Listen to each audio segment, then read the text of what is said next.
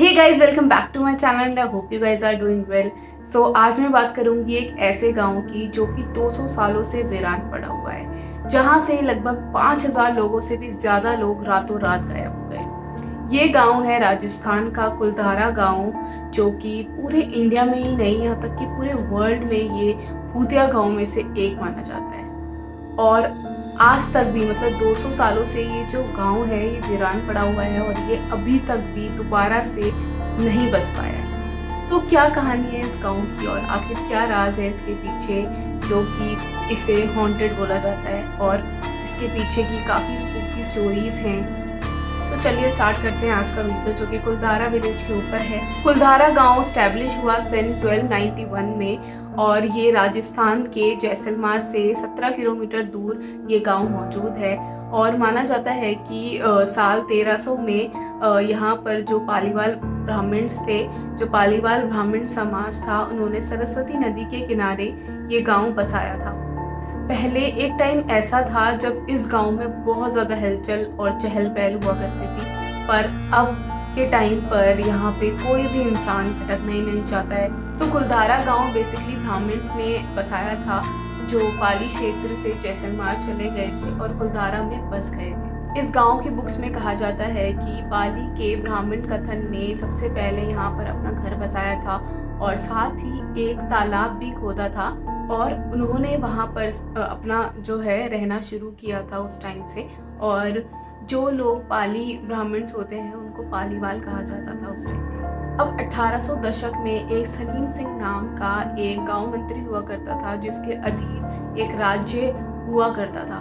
तो वो लोगों से, वो जो गांव वाले थे, वो वहाँ लोगों से टैक्स इकट्ठा करता था और उनके साथ विश्वासघात किया करता था। अब जो गांव वाले थे उन पर जो टैक्स लगा करता था, उसकी वजह से जो वहाँ पे लोग रहते थे वो लोग बहुत ज़्यादा परेशान थे और उस टाइम पर यही हुआ करता था, ऐसे ही वहाँ पे चलता था। अब एक दिन सलीम को, जो वहाँ के जो गांव के प्रधान थे, उनकी बेटी बहुत ज़्यादा पसंद आ गई थी। अब उसने इस वजह से पूरे गांव वालों को धमकी दी कि अगर किसी ने भी इसका विरोध किया तो उनसे दुगना टैक्स वसूल करेगा और ज़्यादा सबसे टैक्स वसूल करेगा और सबको परेशान करेगा और सबका जीना हराम कर देगा। अब इस वजह से जो गांव वाले थे वो बहुत ज़्यादा परेशान हो गए और दुविधा में आ गए।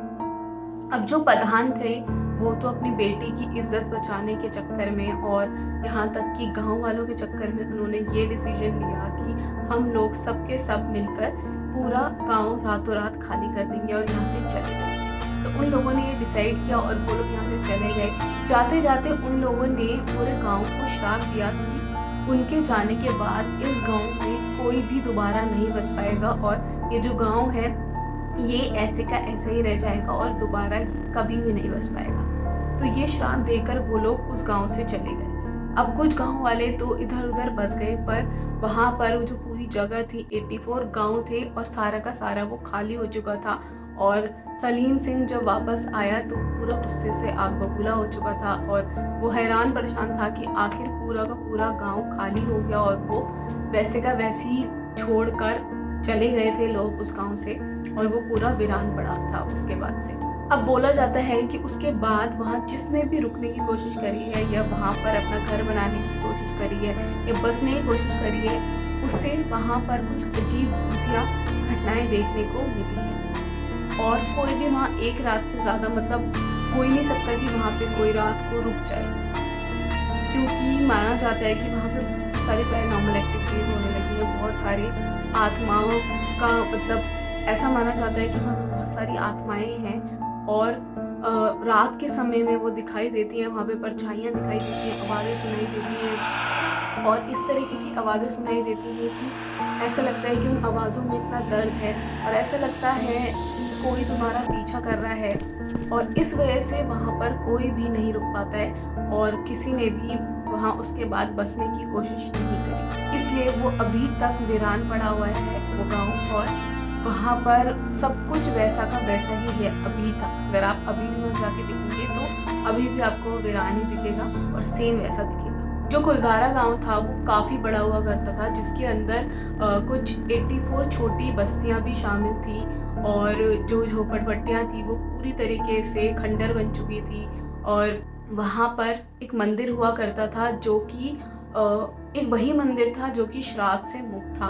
अब वो जो मंदिर है वहाँ पर दोबारा से शायद उस मंदिर को बनाया गया और वहाँ पर एक इंस्क्रिप्शन भी है जिसमें सारी चीज़ें लिखी हुई थी कि गाँव वालों के साथ क्या हुआ, कैसे हुआ, जिस वजह से जो आर्कियोलॉजिस्ट हैं उन लोगों को यहाँ पर जो भी हुआ था उसके बारे में जो भी इंफॉर्मेशन है वो उनको मिली, वो इकट्ठा करी उन लोगों ने और उन्हें जानने को मिला कि आखिर यहाँ पे ऐसा क्या हुआ था। कुलधारा गांव में एक ऐसा मंदिर भी है जो श्राप से मुक्त है और वहाँ पर एक बावली भी है जो उस दौर में पानी पीने का मतलब सहारा हुआ करती थी और वहाँ पर उस गलियारे में सीढ़ियाँ भी हैं जो कि बोलते हैं कि वहाँ पर परछाइयाँ दिखाई देती हैं, घर के अंदर बड़ी बड़ी परछाइयाँ दिखाई देती हैं, आवाज़ें सुनाई देती हैं और वो जो आवाज़ें हैं बोलते हैं उस आवाज़ों में वो ही गाँव वालों का दर्द है और यहाँ तक कि कोई पीछा कर रहा है ऐसा भी उनको लगता है। और वो जो परछाइयाँ वहाँ पे देखने को मिलती हैं वो तो बहुत ऐसा लगता है कि आम बात है क्योंकि वहाँ पर अक्सर वो परछाइयाँ अभी भी नज़र आती हैं। अब दिन में तो यहाँ पर सब कुछ ठीक लगता है और यहाँ पे टूरिस्ट भी आते हैं और अब ये वैसी जगह बना दी गई है जहाँ पे टूरिस्ट आते हैं और सुबह से शाम तक का टाइम होता है, उसके बाद ये पूरा बंद कर दिया जाता है और यहाँ पे किसी को भी रुकने की परमिशन नहीं है। और मतलब दिन तक तो ये बिल्कुल सही लगता है, ऐसा लगता है कोई हिस्ट्री है जिसके बारे में या कोई ऐसा मॉन्यूमेंट है जिसके बारे में हम जान रहे हैं, बट शाम होने के बाद ही जस्ट वो ऐसा मतलब वहाँ की जो हवाएं हैं ऐसी चेंज होती हैं कि वो एक भूतिया गांव कहलाने लगता है। मतलब वो भूतिया जगह आपको फील होगी कि वहाँ पे किसी की प्रेजेंस है, परछाइयाँ हैं, आवाज़ें हैं, दुख है, दर्द है, कुछ अनईजी है। और वहाँ पर बहुत सारे जो पैरानॉर्मल एक्टिविटी करते हैं वो लोग भी वहाँ पर आए हैं, जो घोस्ट हंटर्स होते हैं वो लोग भी आए हैं। काफ़ी लोग यहाँ पे आके उन्होंने ये प्रेजेंस फील करी है और यहाँ पे कोई भी एक रात से ज़्यादा रुक ही नहीं पाया।